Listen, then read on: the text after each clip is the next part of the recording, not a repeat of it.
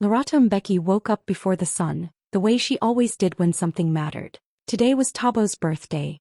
Her little boy was turning 10. For a moment she just lay there on the thin mattress, staring at the ceiling, listening to his soft breathing from the other side of the room.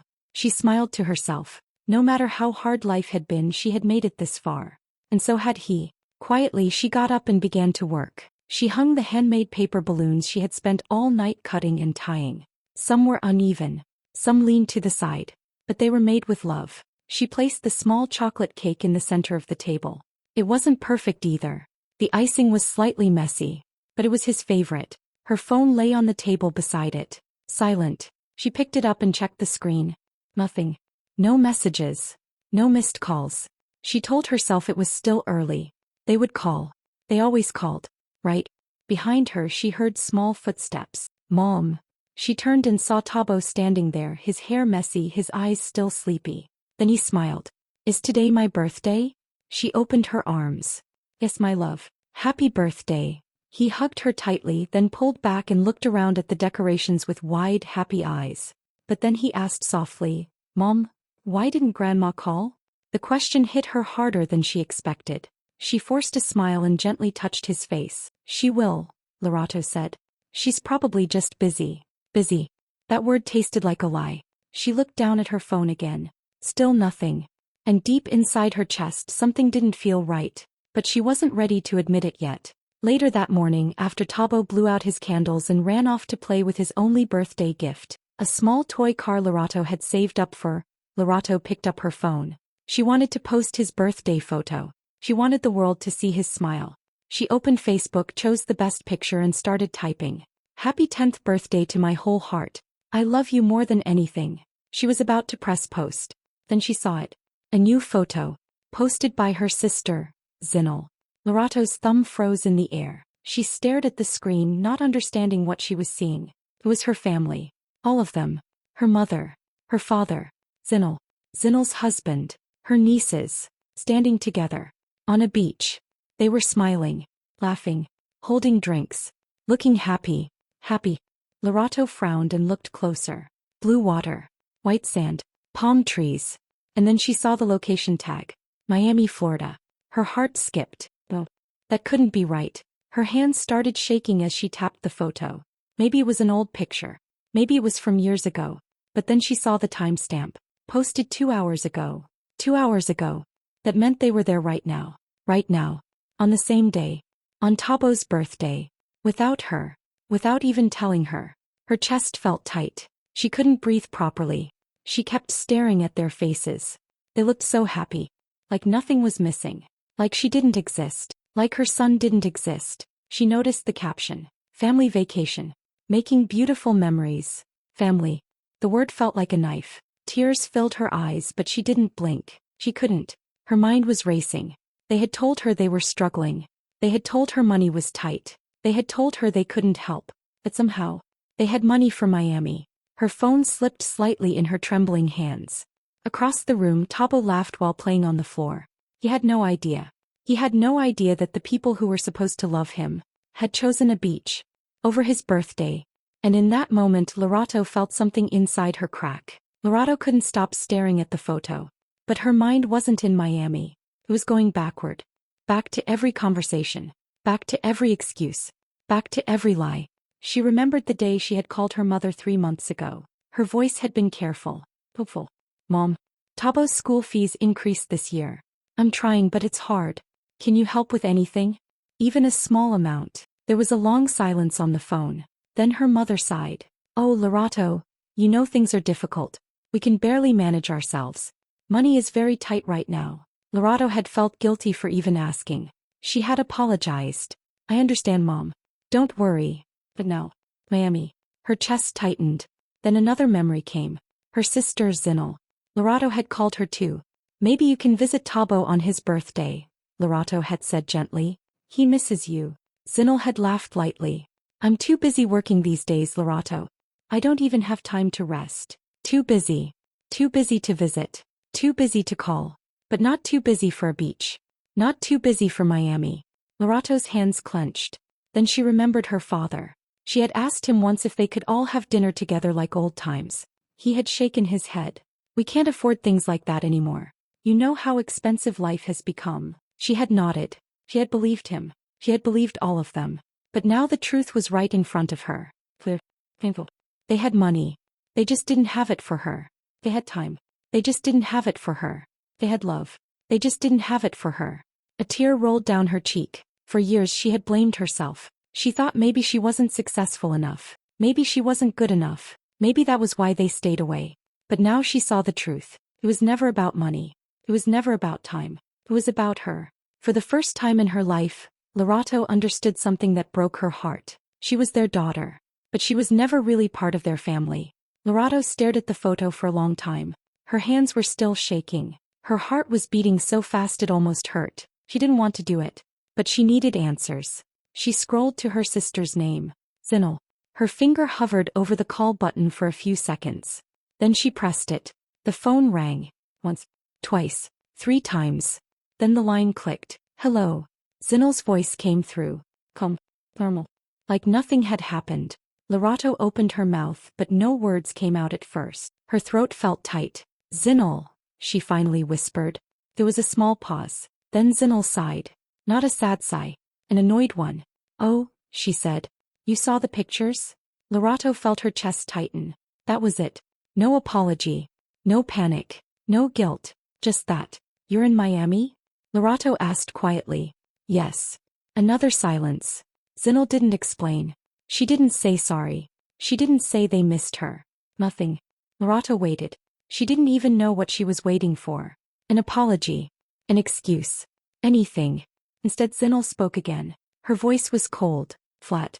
You wouldn't have fit in anyway. The words hit Lorato like a slap. She stopped breathing. She thought she heard it wrong. What? Lorato whispered. But Zinel didn't repeat it. He didn't need to. The damage was already done. In that moment Lorato understood everything. This wasn't a mistake. They didn't forget her. They didn't run out of time. They chose not to take her. They chose to leave her behind. On purpose. Tears filled her eyes, but she refused to let her sister hear her cry. So Lorato said nothing. She simply moved the phone away from her ear. And ended the call. The room was quiet. Too quiet.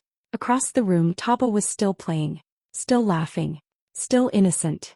Lorato sat there staring at the blank phone screen. Her chest felt empty. Like something inside her had just died. The part of her that still hoped they loved her. The part of her that still believed she belonged. It was gone. But underneath the pain, something else was growing. Something stronger. And for the first time, Lorato stopped wishing to be chosen. She would choose herself instead. What her family didn't know, what they never even bothered to ask, was that Lorato's life had already changed. She wasn't struggling anymore. Not really. Yes, she still lived in the same small apartment. Yes, she still wore simple clothes. Yes, she still acted like nothing had changed. But everything had. 2 years ago, on a night when Taba was asleep and the world was quiet, Lorato had made a decision. She was tired of surviving. She wanted to live. She had taken the little savings she had and started something small. An online logistics company. At first it was just her and an old laptop. No office. No employees. No support. She worked from her kitchen table. She answered emails during the day. And worked through the night. Sometimes she slept only 2 or 3 hours. Sometimes she cried from exhaustion. But she didn't stop. Slowly things began to grow.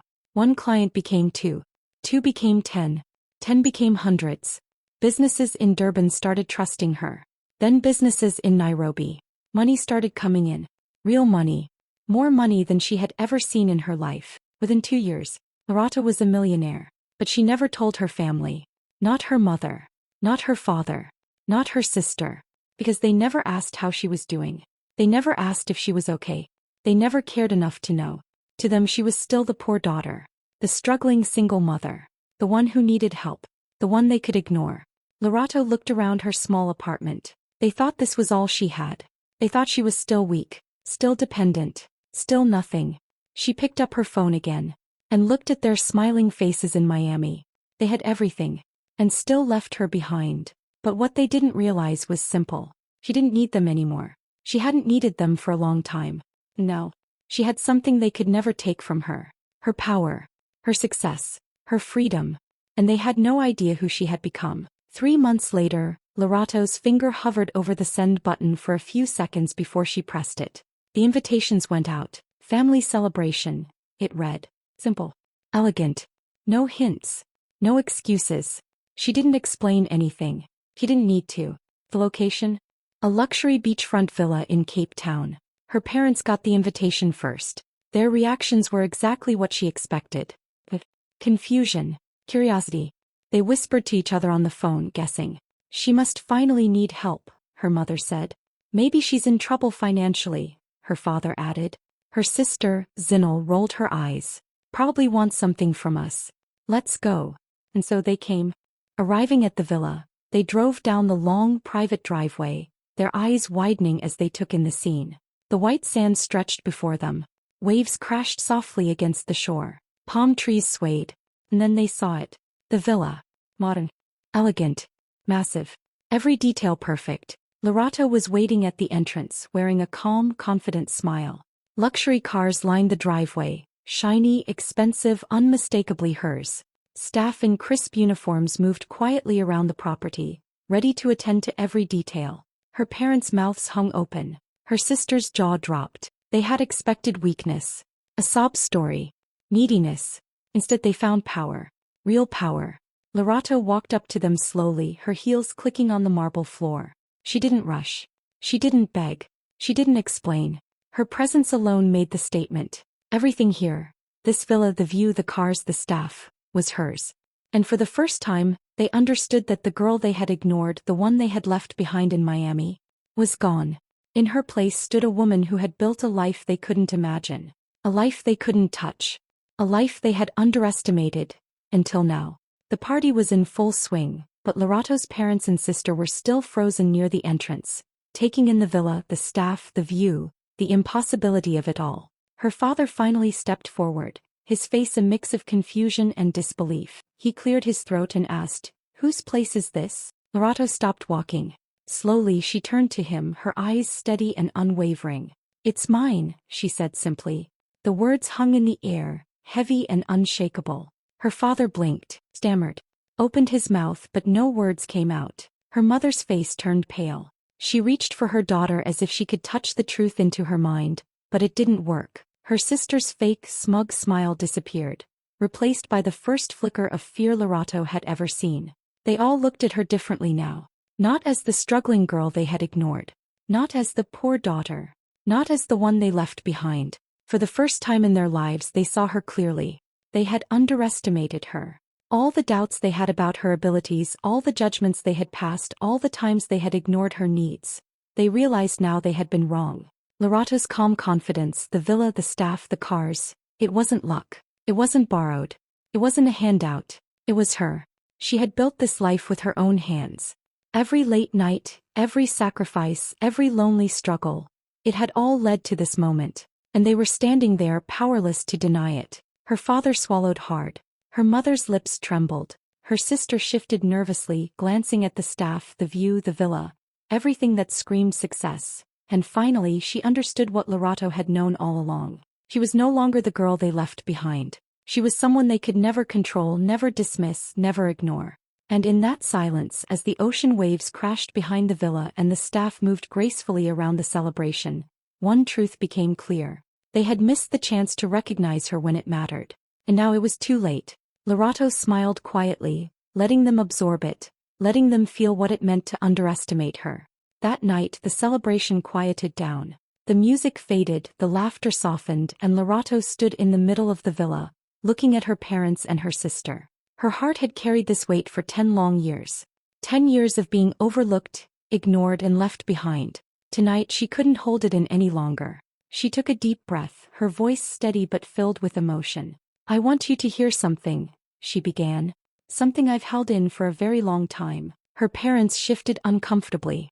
Her sister avoided her gaze. "I've been your daughter for 10 years. 10 years of birthdays you missed. 10 years of support you promised and never gave. 10 years of pretending that I didn't notice when you chose everything else over me. No. I see everything clearly." She paused, letting her words sink in. "You told me money was tight, time was short, that you couldn't help. But you had time for Miami. You had money for a beach. You had love for everyone else. Just not for me. Just not for Tabo." Her voice trembled, but she held it together. I spent years wondering if I wasn't good enough, if I wasn't worthy. Maybe I had done something wrong. But now I know, it wasn't me. It was always you. And the truth is ugly. She looked each of them in the eyes. Her mother's face was pale. Her father's jaw tightened. Her sister's expression faltered. Lorato swallowed hard and asked the question that had haunted her for years. The one that had kept her awake at night. Why wasn't I enough? Silence filled the room. Thick, heavy silence. No one answered. Because they couldn't. Because the answer was worse than anything they could say. It wasn't about excuses. It wasn't about misunderstanding. It was the truth. The truth that they had chosen themselves over their own daughter. The truth that no apology could fix. And in that moment, Lorato felt something shift inside her. The weight of 10 years of pain began to lift. For the first time, she realized she didn't need their answers. She didn't need their approval. Because she had built a life, a family, a happiness that was more than enough. And finally she felt free. Her mother's shoulders shook first. Tears fell freely down her cheeks, wetting her hands as she tried to reach for Lorato. "Lorato, please," she whispered, voice breaking. Her sister stepped forward next, her face pale and ashamed. "I'm sorry," Sinal stammered. I shouldn't have. But it was too late. The words, the apologies, the regrets, they had all come too late. For 10 years they had ignored her. For 10 years they had chosen everything else over her and Tabo. Now when they finally realized they wanted her, they had no claim. Lorato felt calm. There was no yelling, no shouting, no crying. She had done all of that in silence for years, inside her own heart. Now she only needed to speak a simple truth. "You didn't lose me today," she said quietly, her voice firm and steady. She let a pause hang in the air, letting the words settle. "You lost me in Miami." Her mother gasped. Her sister froze. Their eyes widened as they understood exactly what she meant. It wasn't about forgiveness. It wasn't about excuses. It was about the moment they had chosen to leave her behind. And that moment could never be undone. Lorato turned slowly, her posture strong, her head held high. She didn't look back. She didn't need to. Behind her, the villa sparkled under the moonlight. The ocean waves whispered against the shore. The celebration of her life continued, full of laughter and joy with the people who had chosen her. Ahead of her, the road was open. Ahead of her, freedom stretched like the endless sea.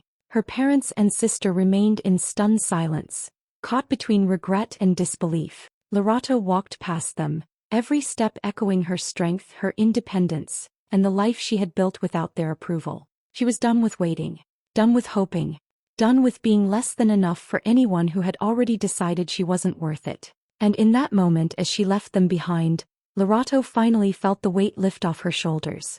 She was free. Truly, completely free. 1 year had passed. Tabo was turning 11, and this time the day was nothing like before.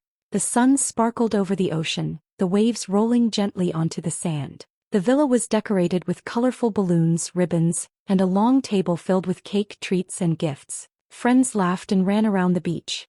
Music played softly, and the smell of the sea mixed with the sweet scent of the birthday cake. Lorato watched Tabo's face light up as he opened his presents. His laughter was contagious, echoing over the sand. People surrounded them, family of a different kind. People who had chosen to be part of their lives. People who loved them without conditions. People who showed up because they wanted to, not because they were obligated. Tabo ran into her arms and hugged her tightly. "This was the best year ever, Mom," he said, his voice full of joy. Lorato held him close, feeling a warmth she had never felt with her old family. She looked out at the ocean, at the friends and family who had become their true support, and she smiled. Losing her old family, the ones who left her behind, who didn't see her worth, that had been the best thing that ever happened to her. Because now she had freedom. Now she had love.